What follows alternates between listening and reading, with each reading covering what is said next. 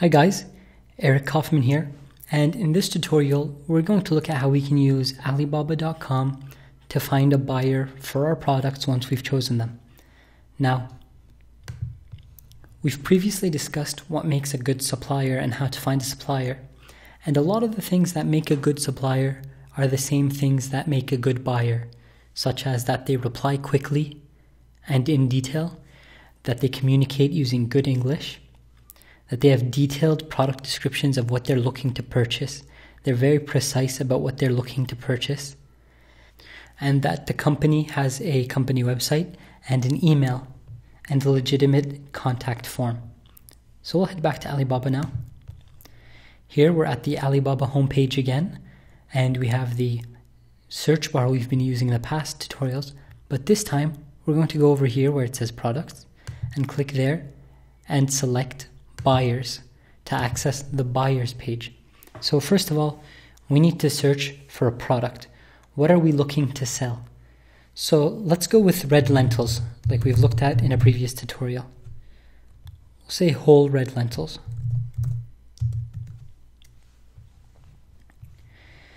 You'll see that immediately you have a bunch of listings of buy requests from different countries with different quantities, and you can just scroll through these. And you see the country of the buyer on the right side. And you'll see a button to quote the price that you're selling at. We'll just continue scrolling here, and we'll see that there are 2 pages of buy offers on Alibaba.com currently for red lentils. We can also arrange by most recent, so that we can view recent buy requests as they're more likely to be unfulfilled and we have a better chance at fulfilling them. On the left side, you'll see we can arrange by category, by the date of approval of the buy request, the quantity they require, although this tool can be a little off. You can arrange by country if you're only comfortable selling to certain countries, and by continent. At the top of the search, we can search by the best match according to Alibaba's algorithms, or the most recent, which languages we accept, open RFQs, which are RFQs that are still taking offers, ones with photos and ones with attachments. And once again, attachments are a good indicator of more legitimacy if they attach their certifications or company qualifications. Over here we see volume buyer, and this is a new feature recently added to Alibaba, and it's basically buyers that have been confirmed by Alibaba to be purchasing over $1 million in purchases through the website. So this is a great indicator of legitimacy by Alibaba, although it's not foolproof, and there may be scammers that have somehow applied and been accepted into this program. But clicking the volume buyer tab is a great way to sort through the real and the fake buyers. Now let's take a look at one of these buy requests. Here we see one 20-foot container from Australia, and they specified the type of lentils. They look like they want a variety of lentils, and we'll just click on that, and that takes us to the buy request page. If you see here, all of the buy request is up here in the title, and nothing is in the description, except that it must be a product that's grown and on certified Canadian farms. Now, normally this is a poor buy request, but that doesn't mean that the buy offer is fake or is a poor request. This may mean that the buyer wants you to inquire before they give you further details. Here you see quotation records, and it says no quotation record. If somebody had quoted them before, it would show you their company name disguised over here, and the date in which they quoted the buyer, just to have an idea of how many other companies have quoted the buyer and which country they're quoting from. If we go up here, we can see the buyer's business card, and it says that it has an email that's confirmed, and this is a confirmed active buyer by Alibaba. Neither of these things are good indicators for whether or not the buyer is legitimate. Here we have the country of origin, and over here we have an IP address, and it matches the country of origin that the buyer claims to be from. He says he's from Australia, and the computer that he used to post is in Australia. So that's generally, if there's a mismatch between these, you might want to avoid that. If we go back to the business card, we see we have the name here, Sagath, and if we click here on view buyer profile, we can get a more extensive profile of the buyer. So over here, we get an indicator asking us to protect the buyer's privacy. And we see there are a bunch of different kinds of information we can have on the buyer, none of which the buyer has chosen to fill out. Generally, this makes me uncomfortable and makes me stay away from the buyer, even if he may be legitimate. We see there's a space for company name, which he has not provided, website, which he has not provided, address, which he has not provided. All of these things, to me, are very important before I consider doing business with a company. And then here we can view the buyer's activity up top, and it'll show us that the buyer has searched for red lentils and has clicked on a multitude of products. It also shows that he has submitted 4 RFQs in the last 90 days. So he has submitted 4 requests for quotes, and he has quoted no one. And he has read 0 quotations. So this makes me uncomfortable and tells me that the buyer is not a serious buyer. Let's head back to the main page. Now, generally, you'll have to go through 100 to find 1 or 2 legitimate buyers, but it's worth the effort because a lot of these deals can be worth a lot of money.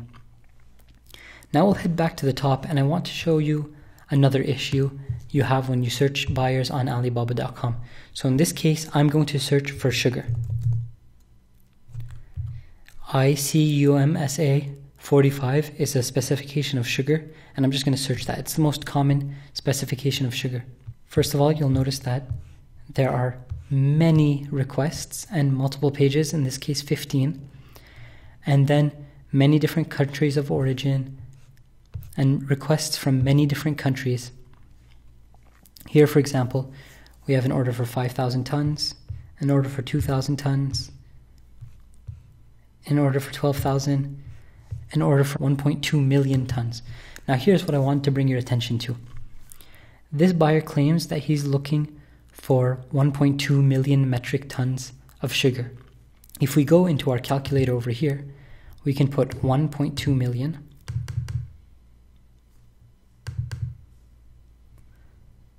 that's 1.2 million times the price of sugar per ton, which is about 350. And we see that this guy is claiming that he's looking to purchase $420 million worth of sugar. That's immediately a red flag. And then we see that the country's origin is Egypt. So there's this tool over here. If you go to atlas.media.mit.edu, it's an economic atlas by MIT University, and it allows you to search products imported and exported into specific countries. So in this case, let us look into Egypt.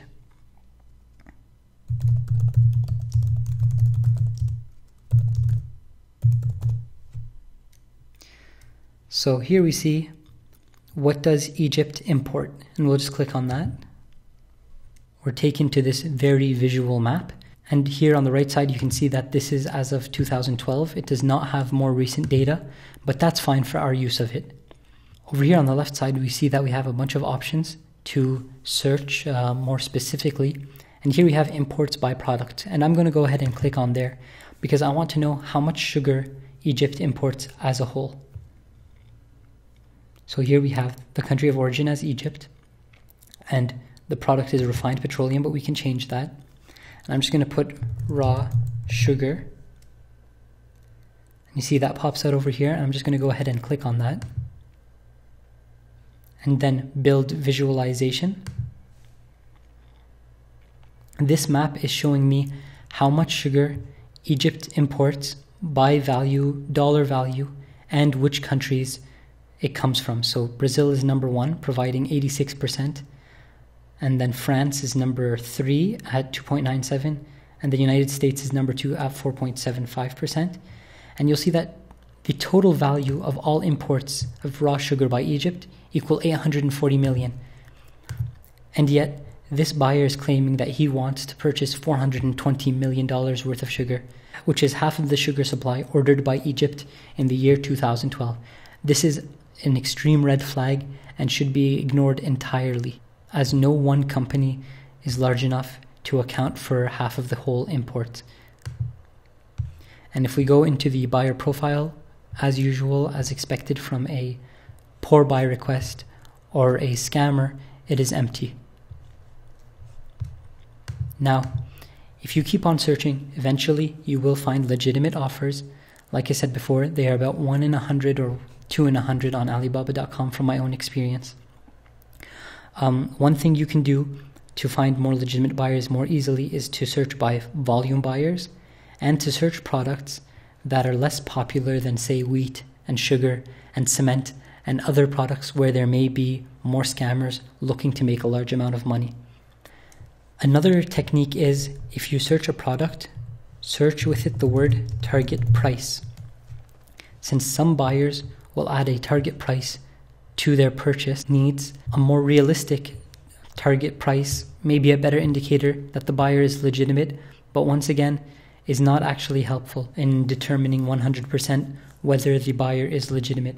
And with sugar and wheat and fuel and other very large, high volume, high price products, it's very difficult to find a legitimate buyer and very easy to find many scammers. So it's best to stick to products that are traded in smaller quantities. There are many alternatives to searching for buyers than Alibaba. One of my personal favorites is Zeppel.com, which lets you view real customs data on imports by certain companies in the United States and elsewhere. And that's much more useful since you can actually view who's actually purchased whatever products, whether it's sugar or red lentils or any other product, and you could contact them directly and negotiate with them to become their supplier. Whereas with something like Alibaba.com, anybody can post and it's much more difficult to find legitimate buyers. Although in my personal experience with my own TEF deal, the Ethiopian grain deal that I had, I found my buyer through Alibaba.com. So it's just about how hard you work and how many requests you go through to find legitimate ones. Thank you for following this tutorial.